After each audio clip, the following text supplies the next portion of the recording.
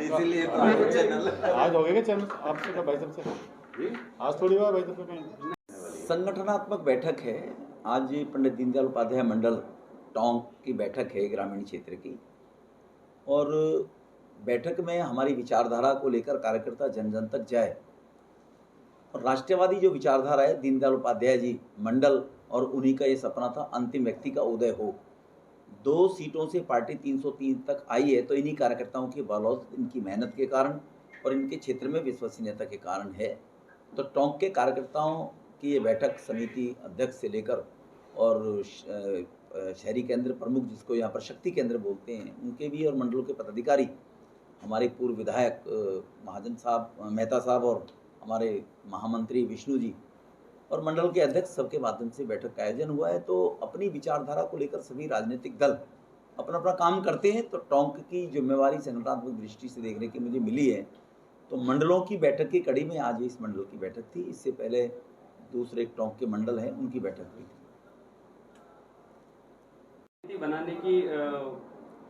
बनाने को लेकर चुनाव में कार्यकर्ता जानता है, रणनीति राजस्थान के लोगों ने बना ली है। ये राजस्थान जो स्टेट है, देश के अंदर महिला उत्पीड़न, महिलाओं के साथ अत्याचार, भारत जहां महिलाओं को इज्जत के साथ में देखते हैं और महिलाओं को पूजनीय माना गया है, नारी शक्ति को, वहां पर देश में नंबर 1 पर राजस्थान रहा है।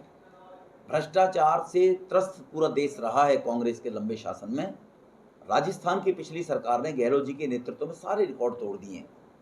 सरकार में बने रहने के लिए उनके विधायकों ने जो भ्रष्टाचार किया है वो किसी से छुपा हुआ नहीं है। उनको अब लोग सबक सिखाएंगे। पिछली बार कांग्रेस जो अपनी चाल चलने में माहिर रहती है, एक बार फिर राजस्थान के लोगों को ठगा। पायलट जी को, सचिन जी को डिप्टी सीएम प्रदेश अध्यक्ष बनाने के बाद और डिप्टी सीएम बनाकर झुंझुना पकड़ा दिया, जबकि उनको मुख्यमंत्री के नाम से चुनाव राजस्थान में लड़ा था, जिससे कांग्रेस ने गुर्जर समाज को विशेष रूप से गुमराह किया और किसान समाज को गुमराह किया कि कहीं ना कहीं चलो किसान नेता राजेश पायलट उनका बेटा है। तो इसलिए लोग गुमराह हो गए। अब लोग राजस्थान के तैयार बैठे हैं उस भ्रष्टाचार के बदला लेने के लिए, महिलाओं के उत्पीड़न का बदला लेने के लिए।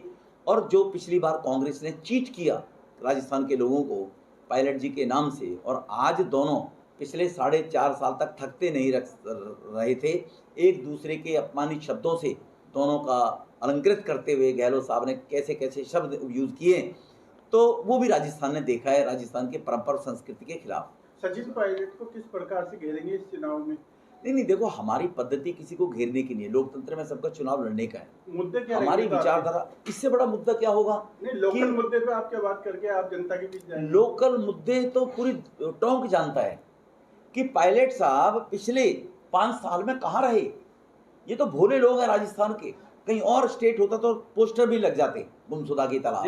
पहले पिछली बार गुर्जर समुदाय ने सचिन पायलट को खुलकर समर्थन दिया। इस बार आप खुद गुर्जर समुदाय से आते हैं, क्या मांग करेंगे जिले के टोंक के गुर्जर समाज? हमारे यहाँ हमारी संस्कृति माजा साहब, हमारे यहाँ कोई राजनीति जाति से, धर्म से, समाज से नहीं होती है। सबका साथ सबका विकास है।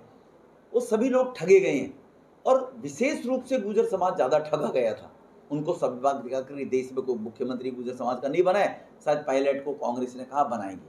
तो वो जो धोखा पद्धति रही है कांग्रेस की, उसने धोखा दिया है, तो गुर्जर समाज बात को कैसे भूल जाएगा? कोई किसी को चीट करे, धोखा दे, तो उसको कोई भी दुनिया, हमारी संस्कृति में हमारा समाज कोई नहीं भूल सकता। लेकिन सोशल मीडिया पे तो आज भी गुर्जर सचिन पायलट के साथ ही। हर समाज आज भी बहुत माली हमारे साथ है। गहलोत साहब तो माली समाज से हैं, लेकिन माली हमारे कार्यकर्ता है, मंडल अध्यक्ष है, मंडल महामंत्री है। सचिन पायलट की कर रहे हैं, आप भी गुर्जर समाज से हैं। ऐसा नहीं है भाई। जो समाज को लगता है कि हमारी जो राजनीति है, हमारी जो पद्धति है भारतीय जनता पार्टी की, वो 140 करोड़ लोगों को सामूहिक जाति भेदभाव, जातियों में बांटने का काम कांग्रेस ने किया। उससे पहले अंग्रेजों ने किया था। कांग्रेस यही तो करती रही थी, अब फिर कर रही है।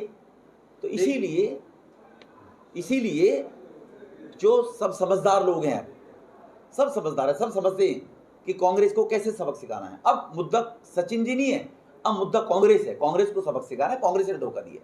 मुद्दा सचिन नहीं है, लेकिन टोंक में पोस्टर लगे हैं सचिन संघ राजस्थान। दूसरी तरफ गहलोत साहब कह रहे हैं कौन नहीं लगाता है? दूसरी तरफ गहलोत साहब कह रहे हैं कि मुख्यमंत्री का पद मुझसे छोड़ा नहीं जा रहा है, मुझसे छूट नहीं रहा है, लेकिन ये आगे भी नहीं छूटेगा।